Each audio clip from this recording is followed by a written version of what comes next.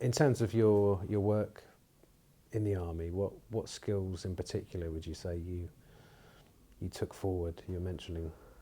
Well, if we go back to my basic radio training in 1TR, I learnt about valves, how valves worked, how to calculate the value of the components like resistors and capacitors that went around the valve.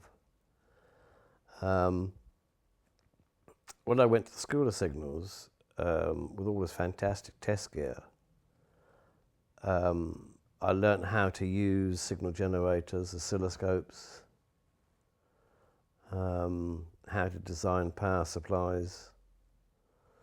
So when I left the army, I had an absolutely brilliant grounding in electronics. Which I presume you couldn't have got anywhere else at any college? Or...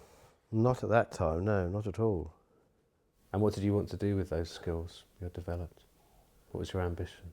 Well, my aunt, this very Victorian spinster, gave me quite a bit of money when I passed my O-levels. And I suppose I got the money when I was about halfway through my 2-year national service. And I bought 3 things.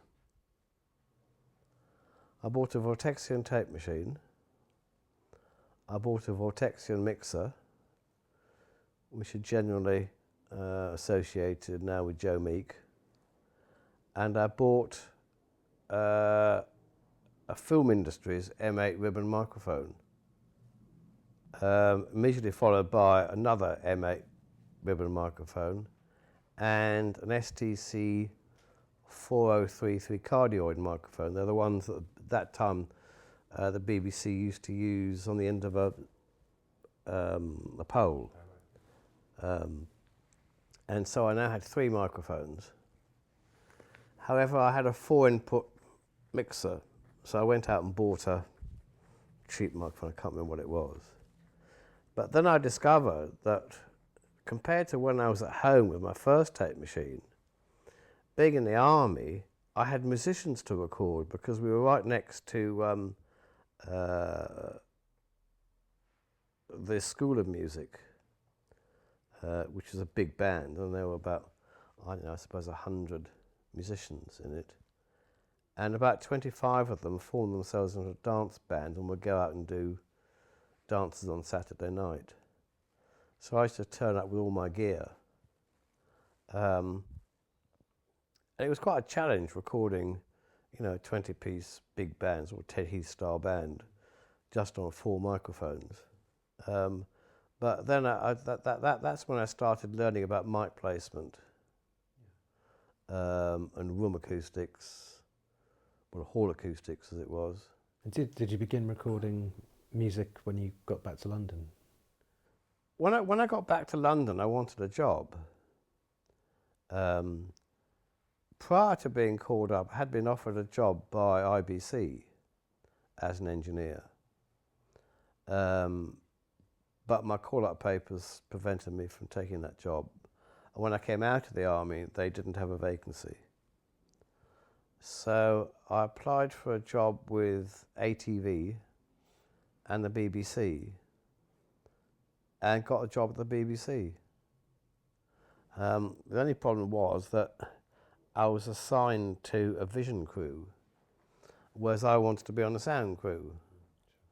And they said, well, there aren't any vacancies on the sound crew, you have to work in the vision crew. As you know, I've always smoked, because it was a fashion. My dad used to have this ritual every time he and Mum went out for dinner. He'd get his silver cigarette case and fill it with cigarettes and fill his Ronson lighter with petrol. So I started smoking. And you couldn't smoke on the studio floor in a BBC, but you could smoke in a gallery, like the control room. And because I was so junior in the crew, there wasn't much for me to do.